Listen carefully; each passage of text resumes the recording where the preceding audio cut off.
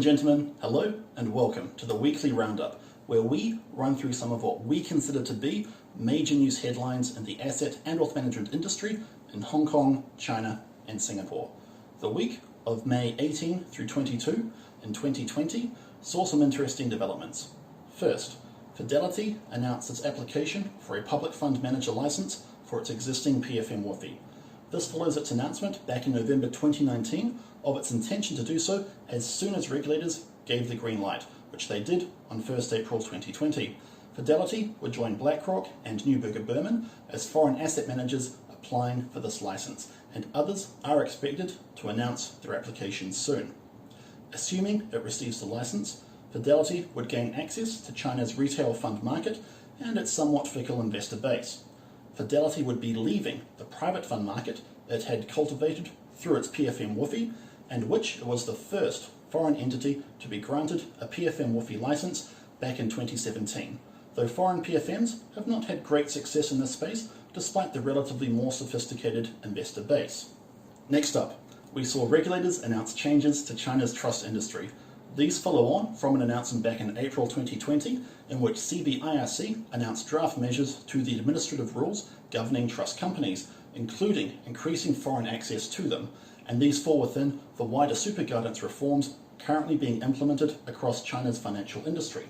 Caixin Global reported on 4 key aspects to the proposed changes, namely that trust companies will be allowed to take on debt so long as they follow requirements and meet leverage requirements, will have their investments in non-standard credit assets capped at 50% of funds raised from investors, will not be able to invest more than 30% of net assets in non-standard products if they are backed by the same company or entities in the same group, and they must follow asset management rules regarding product suitability and disclosure. These measures are particularly timely, as Caixin also reported that in 2019, nearly a third of China's trust companies were fined for misconduct of various forms.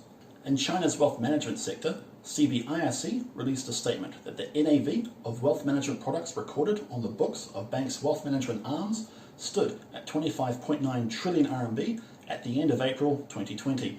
CBIRC stated that they consider this a positive sign that the industry was adapting to new rules and regulations pertaining to wealth management products.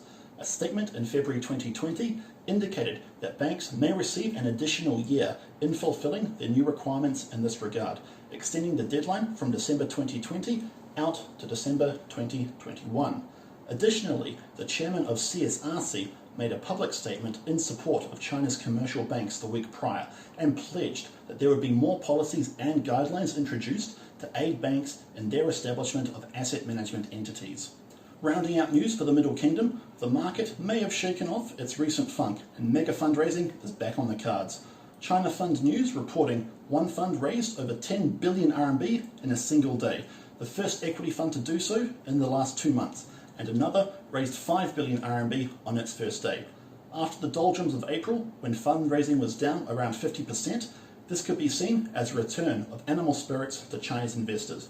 It is important to note that back in April 2020, CSRC issued guidance stating that fund distributors should refrain from programs which incentivize fund distributors to oversell funds in their IPO, and China Fund News attributes the experience and reputation of the fund managers as being responsible for their fundraising success.